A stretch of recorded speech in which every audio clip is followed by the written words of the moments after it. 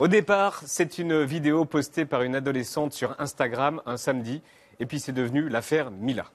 Samedi 18 janvier, Mila, jeune femme de 16 ans, poste une story sur Instagram. Elle y tient des propos très violents contre l'islam. Depuis, déferlement de haine contre elle sur Internet, insultes, menaces de viol, menaces de mort. Et le délégué général du Conseil français du culte musulman pense qu'elle l'a bien cherché. Moi, je dis cette fille, elle sait ce qu'elle a dit, elle a pris ses responsabilités. Eh bien, écoutez, maintenant, elle assume les conséquences de ce qu'elle a dit. L'affaire Mila, c'est l'affaire de la liberté d'expression. L'affaire Mila, c'est l'affaire du droit au blasphème en France. Et celle qui est censée en être la garante, eh bien, c'est la ministre de la Justice, sauf que... L'insulte à la religion, c'est évidemment une atteinte à la liberté de conscience, c'est grave. Quelques heures plus tard, Nicole Belloubet tente de se rattraper. Je reconnais volontiers que mon expression a pu être maladroite ou lapidaire. Évidemment, je n'ai pas voulu remettre en cause le droit de critiquer la religion. Et le lendemain, elle présente ses excuses. Je n'avais pas à dire ça, c'est sûr. À tel point que jeudi, à Angoulême, interrogé sur la liberté d'expression, le chef de l'État nous répond: nous sommes un pays où il y a la liberté d'expression, le droit de caricaturer, de blasphémer. L'affaire Mila n'est pas que politique, elle interpelle toute la société. Certains intellectuels ne comprennent pas que Mila ne soit pas plus défendue. Nous paierons cher cette lâcheté, écrivent dans l'Express 5 grandes voix, dont Elisabeth Badinter, une tribune qu'a hésité à signer Alain Finkielkraut. Je n'ai pas signé ce texte à cause des propos de Mila. Il faut la défendre, bien sûr, mais votre Dieu, je lui mets le doigt dans le cul. Cela, me semble-t-il, ne relève pas de ce qu'on appelle la liberté d'expression. Charlie Hebdo écrit dans son édito: Mila a d'abord été insultée par les plus cons, puis menacée par les plus fanatiques et enfin abandonnée par les plus lâches. Et le philosophe Raphaël Enthoven remarque que aucune association de défense des droits de l'homme ne proteste ni n'exprime sa solidarité avec celle dont la vie a soudainement basculé dans la clandestinité. On voit bien que c'est le silence de la gauche qui est ici mis en cause, et c'est vrai que dans un premier temps, on ne les a pas du tout entendus, puisque c'est l'extrême droite qui a immédiatement défendu Mila. Les propos de cette jeune fille sont la description orale des caricatures de Charlie, ni plus ni moins. Soutenons Mila face au parquet, qui vient d'ouvrir une enquête contre elle parce qu'elle a osé critiquer l'islam. Plusieurs membres du gouvernement ont fini par prendre sa défense. J'étais évidemment comme tout le monde très choquée et je lui ai apporté mon soutien. Nous pensons à cette jeune femme, Mila, qui, sur les réseaux sociaux, et j'y reviendrai, a émis une opinion et a vu un déferlement de haine se liguer contre elle. Et c'est aujourd'hui le ministre de l'Éducation qui se porte garant de son avenir. Elle est dans une situation très particulière que nous condamnons très fortement. Et donc nous l'aidons, mais nous l'aidons aussi avec une certaine discrétion, puisque l'objectif c'est de la rescolariser paisiblement. Nous lui devons la protection maximale. Sur les réseaux sociaux, les messages hashtag je suis Mila affrontent les hashtags je ne suis pas Mila. Et c'est bien le hashtag je ne suis pas Mila qu'utilise Ségolène Royal. Donc vous ne mettriez pas le hashtag je suis Mila sur Twitter? Absolument pas. D'ailleurs, revenons à des choses sérieuses. Une adolescente qui est peut-être encore en crise d'adolescence, si elle avait dit la même chose sur son enseignant, sur ses parents, sur sa voisine, sur sa copine, qu'est-ce qu'on aurait dit? On aurait dit simplement un peu de respect et certainement pas d'ériger une adolescente qui manque de respect comme le parangon de la liberté d'expression. Sûrement pas. Derrière l'affaire Mila, il y a Mila. Elle prend la parole pour la première fois. Bonsoir Mila, bienvenue. Merci d'être sur le plateau de Quotidien. Ça va? Ça va. Vous avez accepté de parler et ce sera votre seule intervention dans les médias. Depuis 15 jours, on parle de Mila partout, on vient de le voir. Mais on ne vous connaît pas. Qui êtes-vous? Vous venez d'où? Alors, je suis de Lyon, enfin de l'Isère. J'ai 16 ans. Je suis passionnée principalement par la musique. Et j'ai pas grand-chose à dire sur moi. Je suis une adolescente. Vous êtes en quelle classe? Je suis en seconde. Très bien.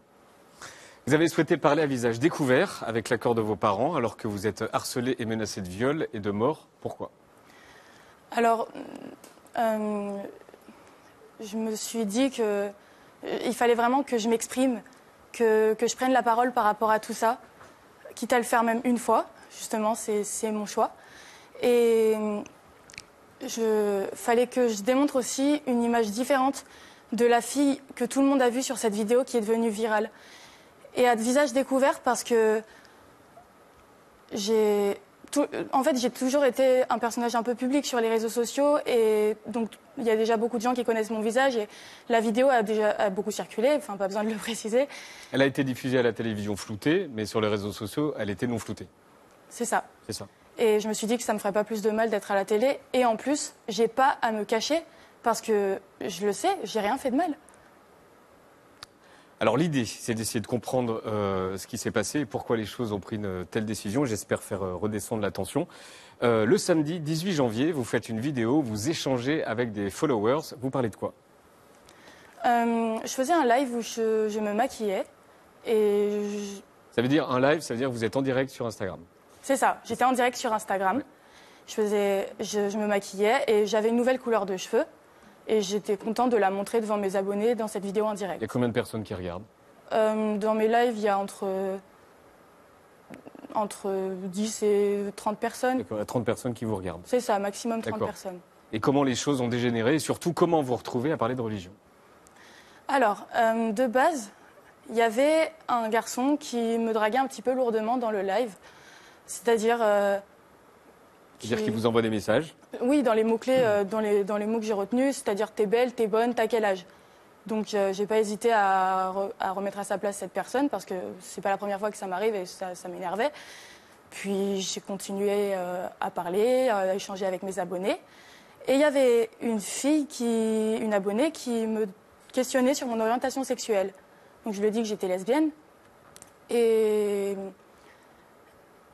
elle me demandait ce que je pensais de je sais plus où j'en Allez-y, ai. allez-y, ne vous inquiétez pas, il y a le temps. Elle vous demandait quoi? Elle me demandait quel était cette abonnée mon style de fille principalement et elle m'a dit que pour elle personnellement, elle préférait les filles, elle aimait pas particulièrement les rebeux et les noirs. Donc je lui ai dit que c'était pareil pour moi, que c'était pas particulièrement mon style. Et ce garçon qui me draguait au début a commencé à m'insulter de sale pute, sale lesbienne, sale raciste et j'en passe. Et il m'a beaucoup insulté au nom d'Allah. Et c'est à ce moment-là que aussi le... Là, on est encore sur le live. Oui, on est encore sur le live et le sujet a basculé sur la religion. Puis cette personne a continué à m'insulter, mais moi, ça me faisait rire au début. Ensuite, j'ai arrêté le live. Voilà. Donc, ensuite, vous faites une story. Et c'est cette story qui met le feu aux poudres, une vidéo où vous employez des mots grossiers et insultants. Pourquoi ces mots? Je tiens à préciser qu'avant cette story, une fois que j'ai arrêté le live, j'ai reçu déjà beaucoup de messages insultants et très menaçants. C'est-à-dire que j'avais reçu des messages de 4-5 personnes, mais c'était des personnes vraiment qui forçaient, qui me harcelaient terriblement. Une trentaine, voire presque 100 messages par personne. Et ça m'a révoltée de voir ça. Et c'est à ce moment-là que j'ai décidé de faire cette story. Et vous employez des mots durs, insultants, envers une religion. C'est ça. Est-ce que ces mots, vous les regrettez? Il y a deux choses que je regrette dans cette histoire. C'est de l'avoir dit d'abord sur les réseaux sociaux parce que je n'avais pas mesuré l'ampleur que ça pourrait prendre. Et c'est de l'avoir dit d'une manière aussi vulgaire parce que j'aurais pu argumenter, j'aurais pu... Vous regrettez la vulgarité? Je regrette la vulgarité, c'est ça. Est-ce que vous auriez pu dire ces mots sur une autre religion? Bien sûr. J'aurais pu dire ça sur une autre religion, mais... Depuis toujours, vous êtes athée?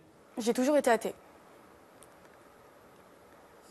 La loi, elle dit une chose très simple, on a le droit d'insulter une religion, mais pas des citoyens, en raison de leur appartenance religieuse. Et vous dites bien dans la vidéo, on ne peut pas être raciste envers une religion. C'est une question à laquelle vous aviez déjà réfléchi? Oui, bien sûr. Pour être aussi au point comme ça? Bien sûr, j'ai toujours su faire la différence entre une religion et des personnes. Et les gens qui ne sont pas capables de faire cette différence, ils sont débiles. La vidéo a déclenché un torrent d'insultes, de violences, d'appels au lynchage, de menaces de viol et de menaces de mort. Quand la haine s'est déversée sur vous, comment vous avez réagi? Ça a commencé quand? Donc là, on est le samedi 18. Ça a commencé à partir du moment, surtout, où j'ai posté cette vidéo. Ça avait déjà commencé avant, mais à partir du moment où j'ai posté la vidéo, c'est très vite parti. Elle a été republiée par des gros comptes sur les réseaux sociaux.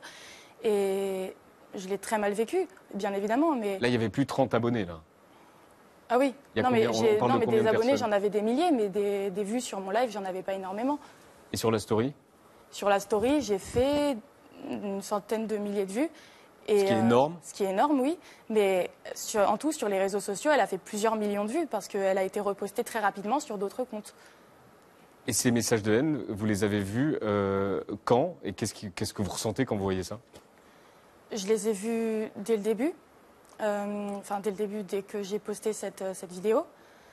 Et j'ai ressenti vraiment du dégoût par rapport à ces personnes. Je me suis demandé comment des personnes pouvaient avoir autant de haine et comment elles pouvaient dire des choses pareilles. C'est tellement grave.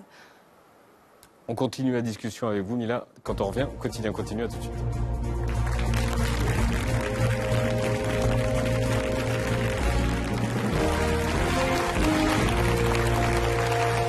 Merci de regarder Quotidien. Derrière l'affaire Mila et la folie des réseaux sociaux, il y a Mila, 16 ans, et elle est dans Quotidien. Vous avez fait l'objet d'une enquête pour provocation à la haine raciale. Elle a été classée sans suite, mais il y a eu une autre enquête ouverte sur les gens qui vous ont harcelé. Est-ce que la police prend les choses au sérieux? La police prend ça très au sérieux. Les enquêtes sont en cours et voilà. Depuis le 18 janvier, votre vie, elle ressemble à quoi? Ma vie, elle est clairement en pause. C'est-à-dire que ce soit sur ma vie sociale, sur les réseaux sociaux, sur ma scolarité. Vous êtes déscolarisé, c'est ça? Oui. Et qui a décidé d'être déscolarisé? La police? Le lycée? Moi-même, mes parents, mon établissement, on a tous fait cette décision ensemble. La raison? Je suis en sécurité. J'étais pas en sécurité dans mon établissement.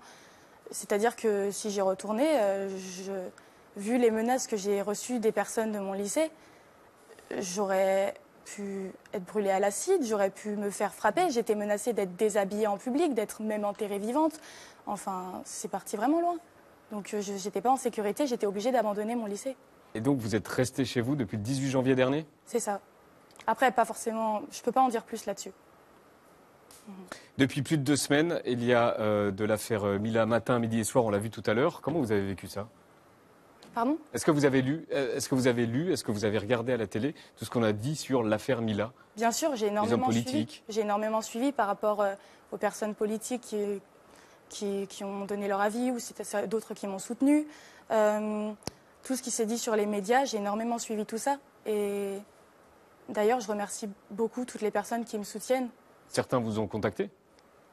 C'est qui, ça? Des politiques?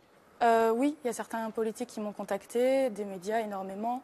Je peux vous demander qui comme homme politique? Une femme politique? Je ne peux pas vraiment répondre à cette question. Vous avez écrit une chanson. Est-ce qu'on peut en écouter un extrait? Bien sûr. Je suis effrayée par vos millions d'yeux qui m'observent jours et nuits à travers les médias. Ce n'est pas ce que je voulais, non, pas dans ce contexte-là.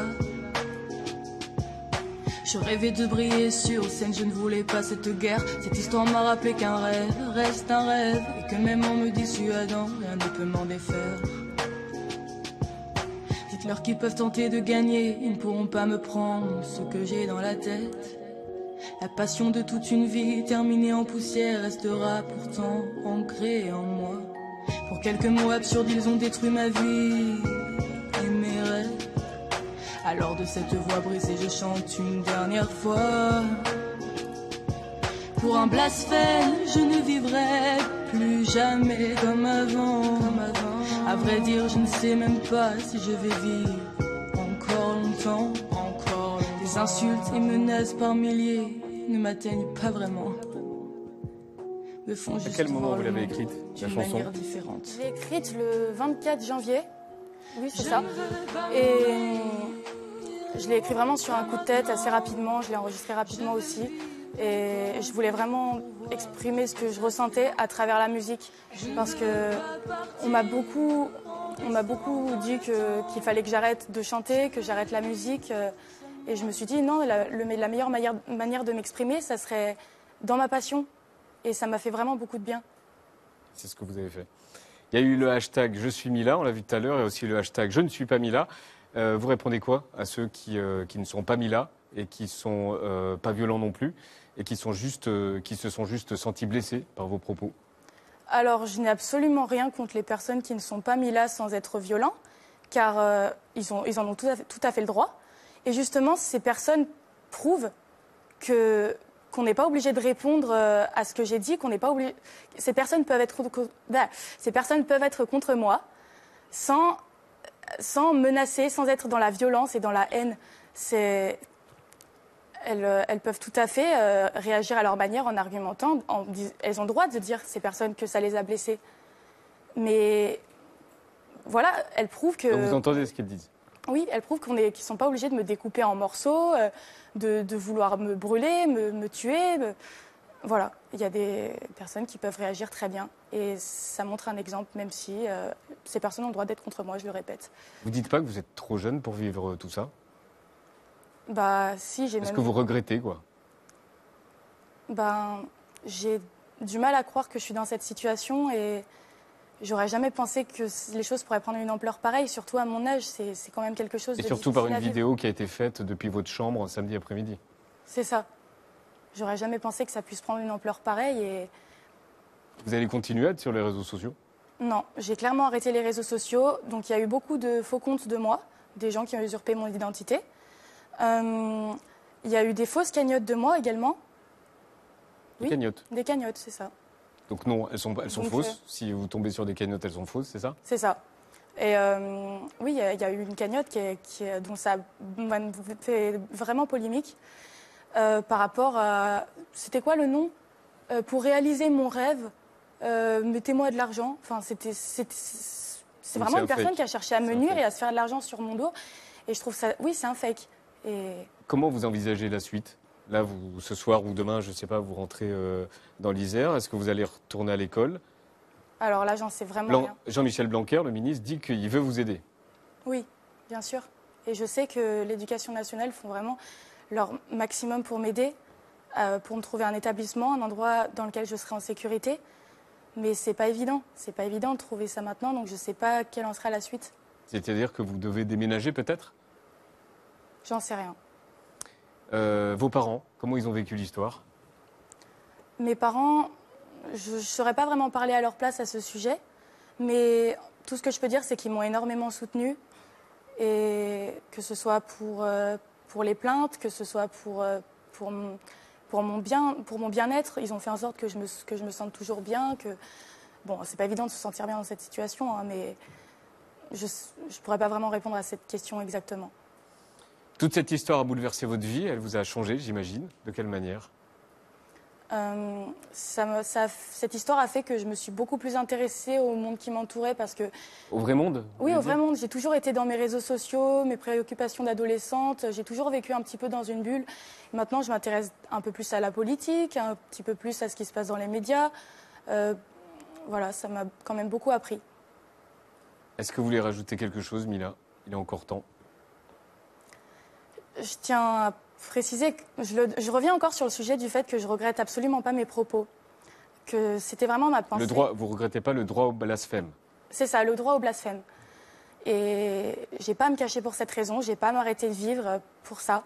Mais je tiens quand même à dire que quelque part, je m'excuse un petit peu pour les personnes que j'ai pu blesser qui pratiquent leur religion en paix. Et j'ai jamais voulu viser des êtres humains. J'ai voulu simplement blasphémer, j'ai voulu parler d'une religion, dire ce que j'en pensais. Et voilà. Merci Mila. Merci à vous.